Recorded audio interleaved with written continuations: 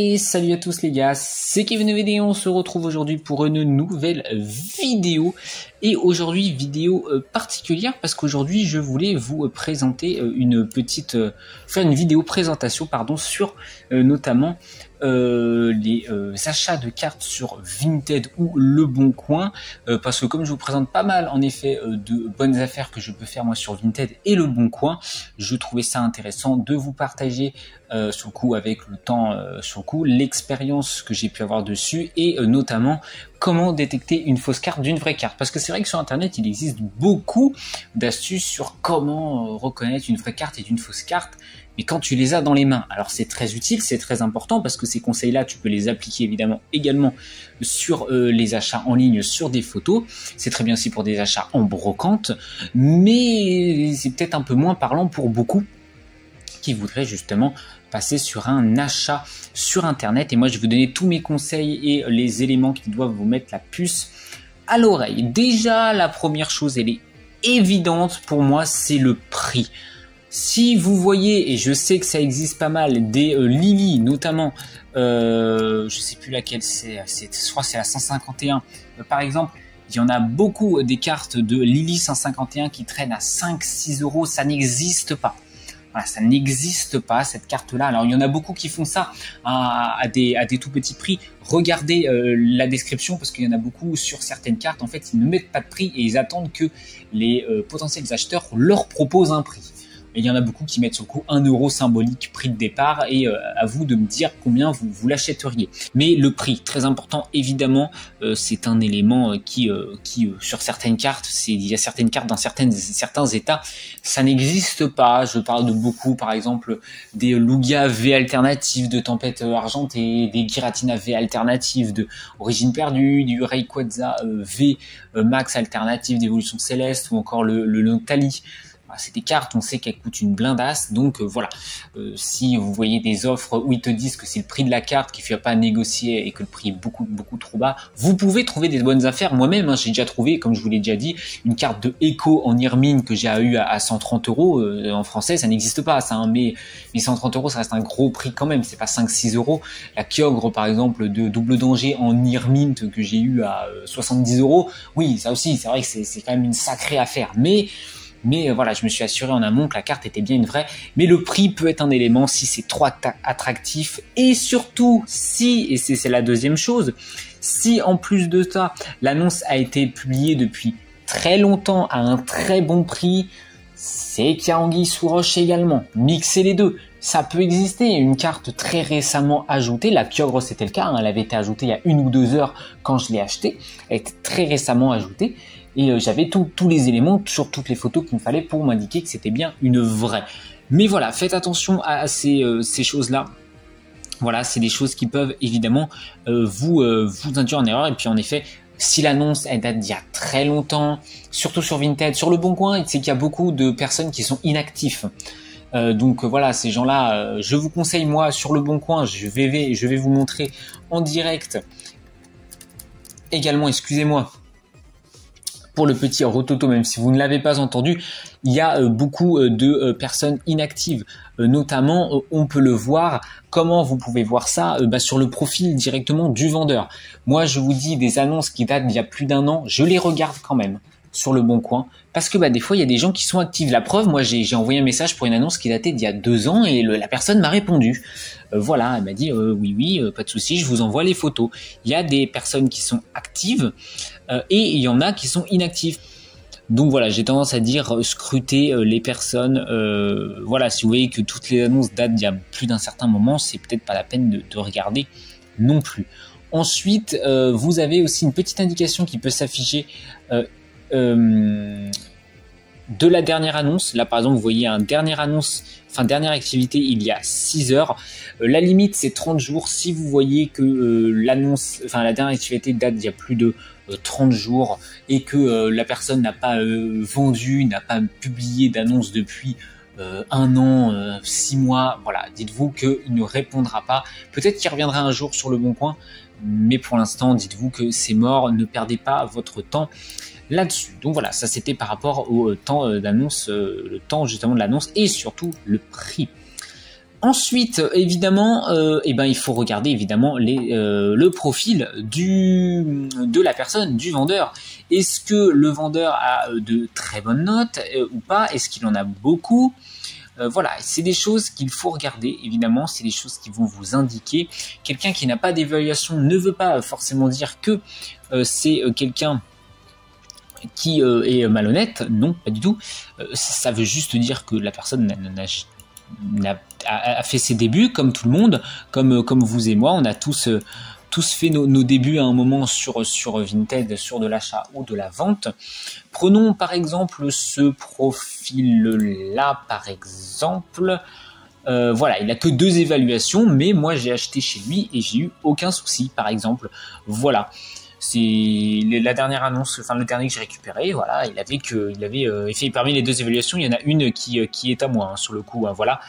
Donc vous voyez, hein, et je suis même arrivé avant l'autre. Donc j'étais techniquement le premier à avoir acheté chez lui, mais vous voyez, j'ai eu des cartes officielles, très bien emballées, pas de souci, aucun souci.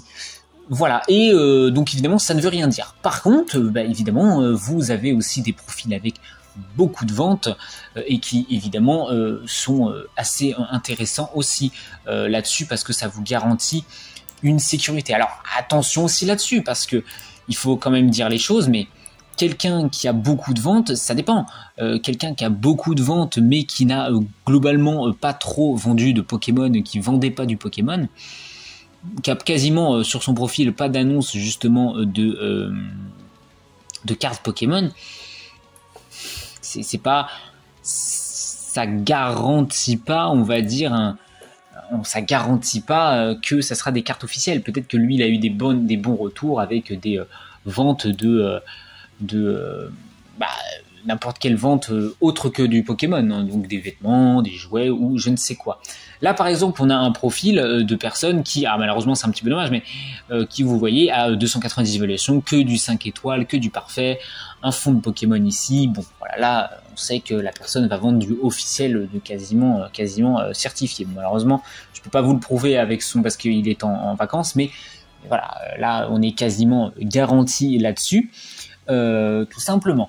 Et aussi la dernière chose que vous pouvez retrouver et qui peut être intéressant, alors vous ferez globalement pas de bonnes affaires sur ce genre de profil, mais c'est intéressant quand même de le préciser, c'est évidemment le profil de professionnel.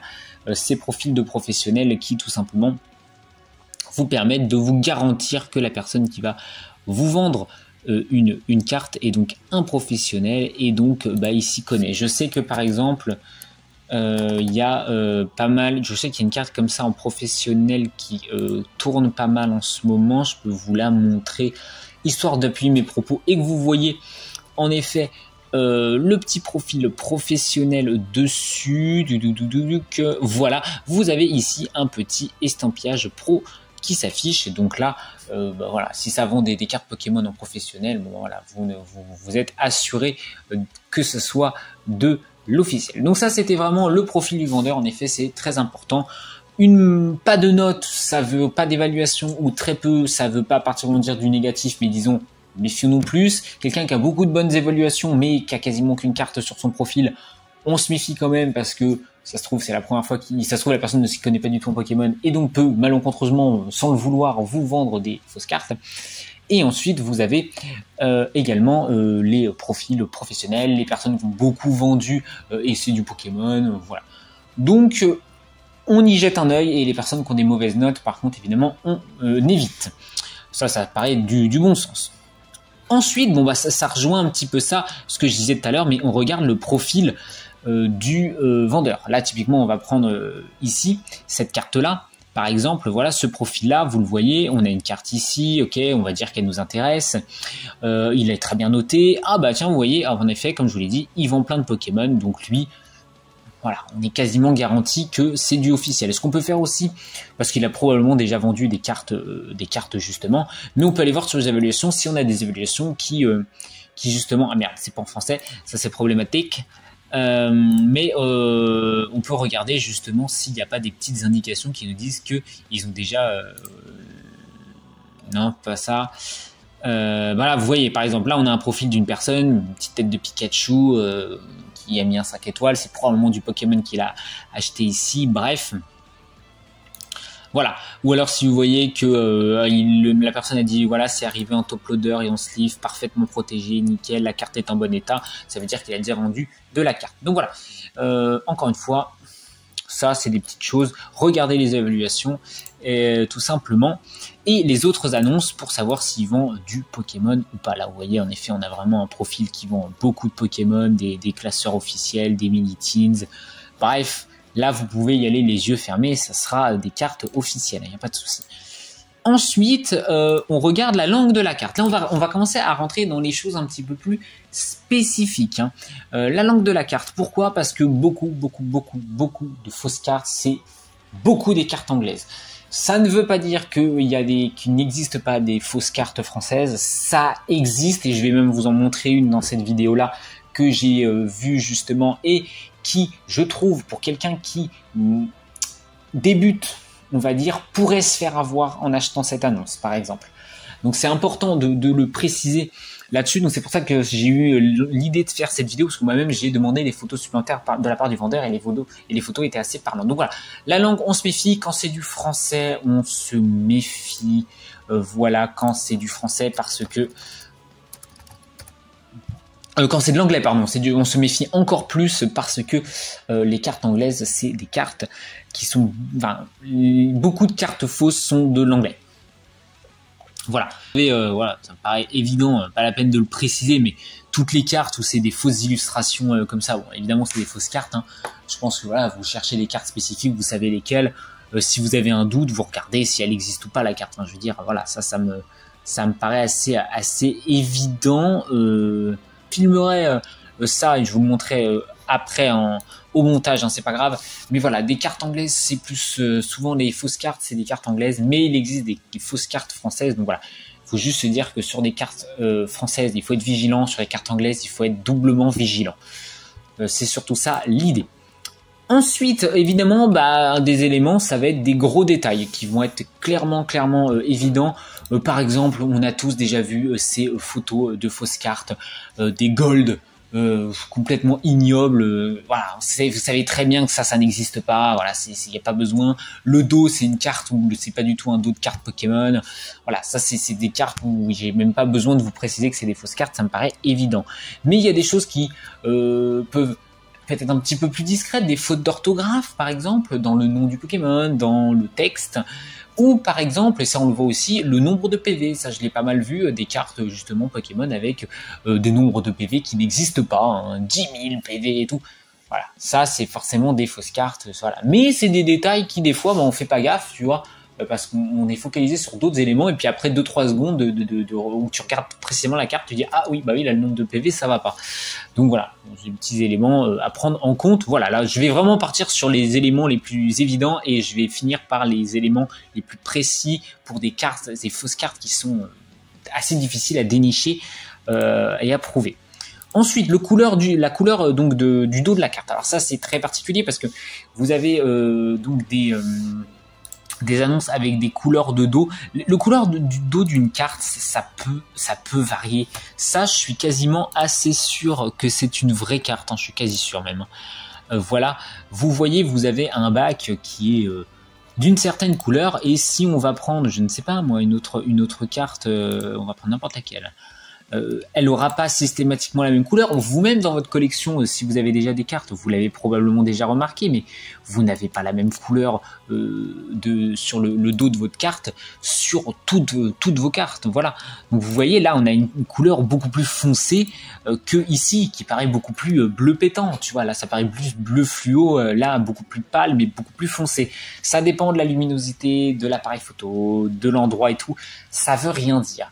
Mais il y a des éléments, surtout au niveau du bord de la carte.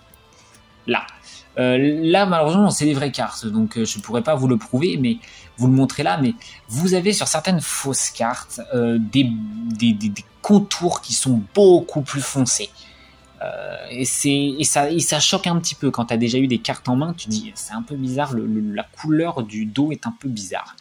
Donc voilà, si vous voyez ça, méfiez-vous. C'est pas l'élément sur lequel je me poserait principalement, mais c'est un élément qu'on peut prendre en compte. Ensuite, les détails du bac. Les détails du bac, c'est-à-dire que voilà, hein, ça c'est l'élément que beaucoup reprennent justement en vrai dans leurs vidéos quand ils comparent une fausse et d'une vraie carte. Regardez notamment ici la spirale, est-ce qu'elle est bien détaillée? Moi je regarde principalement cette zone-là, alors je vais zoomer, hein. Cette zone ici, qu'ils ont du mal à refaire, toute cette zone-là. Vous voyez, parce qu'il y a plein de petits détails, tac, tac, tac, tac, tac. Vous voyez, il y a des petits points bleus plus clairs ici, ici aussi. Et sur des fausses cartes, est-ce que je peux vous montrer ça ou pas? Ce serait sympathique. Par exemple, sur cette photo-là. Bon, là, la photo est pas de bonne qualité, mais vous voyez, c'est moins flagrant là que là. Vous voyez, après, ça peut dépendre de la photo. Vous voyez que cette photo-là est en meilleure qualité que celle-ci. Donc, ça peut être difficile à jauger. Mais, en effet, là, il y a quelque chose de bizarre. C'est un élément qui va éveiller ma curiosité ici. Tout simplement. Donc ça, c'est important de le préciser. Donc les détails du bac, évidemment, très, très, très, très important. Pour moi, c'est un élément important. C'est pas celui qui peut être le plus parlant.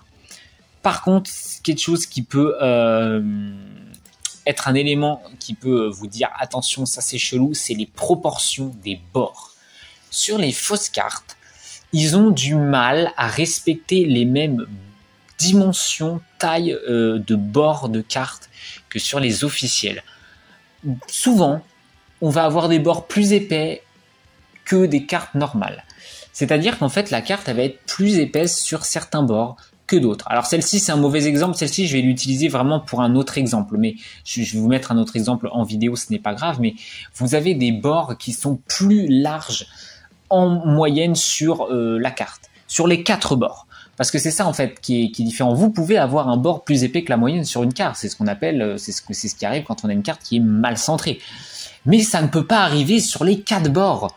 Si le bord gauche est plus épais que la moyenne, il faut que le bord droit soit plus mince que la moyenne, qu'une carte normale. Si c'est un décentrage, si vous avez le bord gauche et le bord droit qui sont tous les deux plus épais que la moyenne, c'est pas un problème de centrage, c'est un problème de proportion. Et un problème de proportion, ça n'existe pas. C'est pas possible. À part des cartes buggées peut-être, mais encore j'ai jamais vu ça, donc ça n'existe, dites-vous, ça n'existe pas. Ça n'existe pas. Donc dès que vous voyez ça, il y a un truc chelou. Et pareil au bas. Pareil. Là, typiquement, on pourrait se dire que les deux bords au bas, ils paraissent pas très épais quand même. Hein. Là, par exemple, ça c'est une fausse carte, ils paraissent pas très épais. Regardez là, c'est plus épais des deux côtés, quoi. Là, c'est fin ici et c'est fin ici. C'est bizarre. Ça, c'est un élément qui peut vous dire que le bac, là, il est pas net. Vous avez cet élément-là, vous avez ici les bords qui sont pas très... qui sont vraiment pas ouf, je trouve, là-dessus.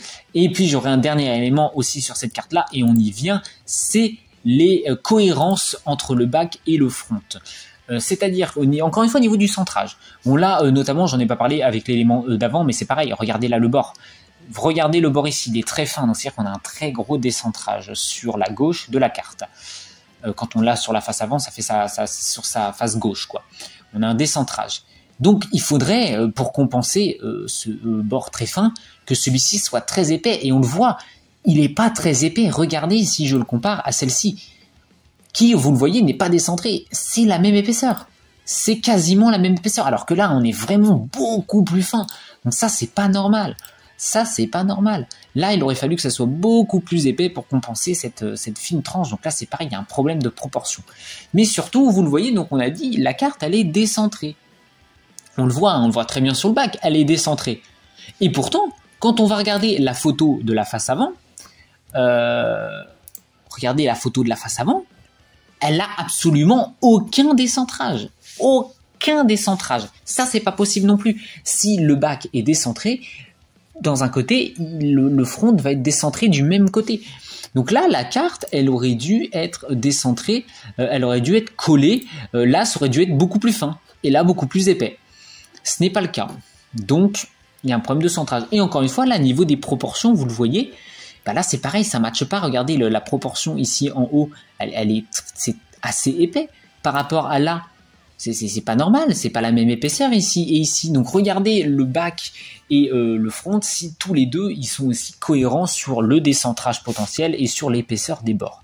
Ça, c'est l'élément, moi, qui m'a fait dire que cette carte était complètement fausse. C'est vraiment cette histoire de bord. Donc ça, c'est important. Je trouve qu'il y en a trop peu qui en parlent ça dans les vidéos. Donc, mais c'est un élément qui est vraiment assez parlant, je trouve.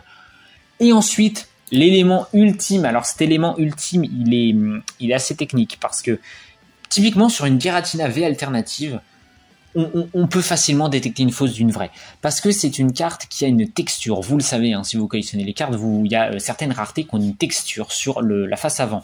Hein, il y a des reliefs, des traits, des spirales, des fois des designs qui sont faits au niveau de la texture seulement, qu'on voit à la lumière, ou quand on met la carte un petit peu de biais pour voir la lumière. Moi, typiquement, pour vous dire, c'est ce que je fais. Moi, sur mon profil, toujours pour prouver que mes cartes sont des vraies cartes, je vais vous montrer ça rapidement, je prends une photo de biais, justement, de la carte pour vous montrer que, si mon profil veut bien charger, évidemment, pour montrer et prouver que c'est une vraie carte. Je vais vous prendre, par exemple, l'exemple de cette Raikou que j'ai vendue aujourd'hui. Eh bien, regardez, au niveau d'ici, je prends une photo, vous voyez, à la lumière, et on voit bien sur la Raikou qu'il y a une texture, ce qui prouve une vraie carte. Une fausse carte, elle sera lisse. Il n'y aura pas ça. Il n'y aura pas ça. Donc si vous avez un doute, demandez à la personne de prendre une photo à la lumière, comme ça, de profil, histoire de voir la texture de la carte. Voilà, ça c'est un élément qui vous permet de garantir à 100% que la carte est officielle. Ça, c'est les fausses cartes qui font pas encore ça. Donc voilà, ça c'est important de le préciser aussi parce que c'est un élément quasiment crucial. Une carte qui n'a pas ça, elle est fausse. Une carte alternative qui n'a pas ça est une fausse.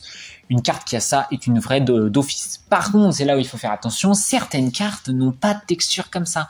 Je pense notamment par exemple aux Zex du bloc XY par exemple et noir et blanc, parce que moi je collectionne pas mal celles-ci. Les GX et les V, c'est le même problème. C'est des cartes qui sont toutes brillantes, toutes lisses. Là, vous pouvez pas détecter cet élément-là. Vous pouvez pas le voir parce qu'elles sont lisses, ces cartes-là. Comme les fausses. Donc là, malheureusement, va falloir se rabattre sur les autres éléments que j'ai pu vous donner dans la vidéo. Mais sur les cartes alternatives, c'est-à-dire les cartes qui coûtent principalement le plus cher, vous avez toujours cet élément-là qui vous permet de vous garantir à 100% de la véracité ou non de la carte. Donc voilà, ça c'est un élément qui est très intéressant à regarder et à demander. Donc quels sont mes conseils finalement que je vous donne quand vous essayez d'acheter ça? Déjà, sens critique, une carte qui est là depuis longtemps, le prix il est très bas, les évaluations du profil sont cheloues, le mec il vend quasiment pas du Pokémon et j'ai un doute sur sa carte. Voilà, tout ça c'est des éléments à prendre en compte, c'est du bon sens. Voilà, on fonce pas tête baissée sur une carte où on a un doute, sur un mec qui a jamais vendu de carte Pokémon ou qui n'a jamais vendu tout court, on se méfie.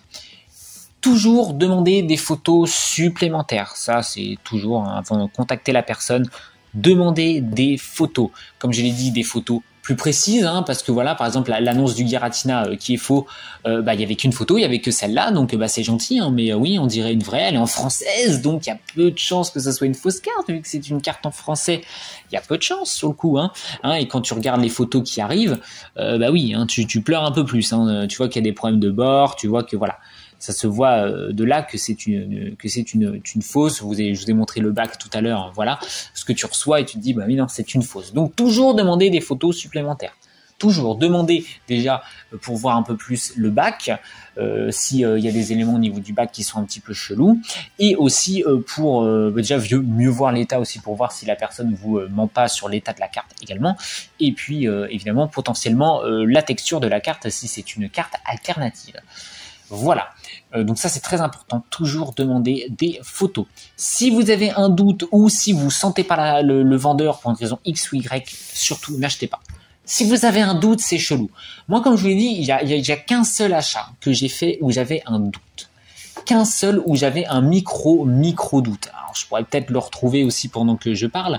Je peux peut-être vous retrouver ça. Il y a qu'un seul achat où j'avais un doute et que j'ai quand même acheté. Tout simplement parce que c'était pas un doute, c'est un doute chelou. Je vais vous expliquer. Il y a beaucoup d'éléments. En fait, il y avait des éléments d'une fausse carte que la carte n'avait pas. Il y avait des éléments que la carte avait d'une vraie carte qui ne pouvait pas être fausse, mais je sais pas pourquoi j'avais un petit doute dessus. Mais regardez, si je vous montre, c'était cette annonce-là, moi sur lequel j'avais un doute. Pourquoi j'avais un doute? C'était principalement à cause de cette photo-là. Cette photo-là, j'avais un doute parce que je trouvais que la carte, tu vois, n'avait pas une texture d'une carte officielle. Tu vois, c'est granuleux. C'est granuleux. La carte est granuleuse, ce qui est très bizarre parce que les cartes dresseurs, elles sont pas granuleuses, c'est des traits. C'est pas des granules comme les Rainbow, par exemple. Donc c'était bizarre. Mais en même temps, les fausses cartes, elles ont pas du tout de texture. Donc il y aurait pas ça. Et à certains endroits, alors là, avec la retranscription vidéo, vous le verrez pas, mais on a l'impression de voir des petits traits. En fait, là, tac, tac, tac, tac, ici. Et au final, j'ai pris le risque et c'était une officielle. Mais encore une fois, voilà, je saurais, elle aurait été lisse, j'aurais pas acheté, tu vois. C'est juste que je me suis dit, c'est probablement l'appareil photo. Et on le voit notamment parce que on le voit très bien sur cette annonce que je disais tout à l'heure, c'est que par rapport à la luminosité et à l'angle de la carte, par rapport à la lumière, on a une texture complètement différente. Là, regardez, on a une texture, on a un côté un peu arc-en-ciel qui ressort de la carte, et là, bam, t'as l'impression que c'est presque une fausse carte, quoi. Tu vois ce que je veux dire, hein? Voilà, ça dépend de la luminosité. Donc voilà pourquoi demander plusieurs photos. Vous pouvez toujours demander à la lumière avec un flash. Vous pouvez demander pour voir la texture. Voilà, très important, surtout sur des cartes très chères, demander des détails. Très très très important là-dessus. Et puis ensuite, pour terminer, mon dernier conseil que j'ai à vous donner, aussi sur les grosses cartes, celles qui coûtent très très cher, je vous conseille de demander une photo avec le nom du vendeur et la carte sur la même photo. Ça permet notamment d'éviter les arnaques. La personne qui vous envoie la carte, enfin envoie une photo d'une carte et en fait vous envoie une autre carte qui n'est soit pas dans le même état, soit n'est pas du tout la même carte ou est une fausse carte, mais il avait pris sur internet des photos d'une vraie carte. Faites attention à ça, on se méfie de ça. Et surtout, dernier conseil aussi que j'applique personnellement de mon côté, c'est surtout vous filmer votre déballage de cartes. Vous filmez. Alors c'est chiant, faut s'installer, faut mettre son téléphone. Moi, je mets mon téléphone sur le bord de mon imprimante et je filme comme un sgeg, on s'en bat les couilles. Le principal, c'est de voir que vous ouvrez le colis que vous avez reçu, vous montrez l'étiquette, vous ouvrez, vous ne sortez pas du champ pour justement, si vous avez un problème, de dire ah ben voilà Vinted, regardez les cartes, c'est pas la carte que j'ai achetée, regardez ce que j'ai reçu. Je vous envoie la vidéo de moi qui déballe le colis pour vous prouver que je ne triche pas et que c'est pas moi qui avais une fausse carte à côté et qui essaye d'être remboursé de la carte que la personne m'a vraiment envoyée, qui était une bonne, qui était une vraie carte. Donc voilà, donc filmer. Alors c'est chiant, je sais, mais filmer. C'est chiant, mais filmer vraiment, ça peut vous sauver en cas de galère. Moi, ça m'est jamais arrivé, mais si jamais vous êtes en galère avec un achat, eh bien, filmez et vous serez content en cas de problème d'avoir cette vidéo comme preuve de votre honnêteté. Et donc voilà, c'était finalement une assez longue vidéo, mais je trouvais intéressant de voilà faire tout simplement un petit tour sur les choses intéressantes et les choses importantes à regarder avant un achat de carte. Ça pourra servir peut-être à certaines personnes, donc si ça peut au moins aider une ou deux personnes, je serais déjà très content et cette vidéo aura eu un sens. Donc voilà, j'espère que celle-ci vous a plu et vous a donné justement de bons conseils. Si c'est le cas, n'hésitez pas à me le faire savoir en commentaire et à liker la vidéo. C'est une façon très simple de me le faire savoir. Tout simplement. N'hésitez pas aussi à vous abonner si vous êtes fan de cartes Pokémon parce qu'il y aura du contenu sur la chaîne d'ici, ça va continuer, de toute façon il y en a déjà et il y en aura encore, donc n'hésitez pas à vous abonner et sur ce je vous souhaite une très bonne fin de journée à vous et à très bientôt, bye bye.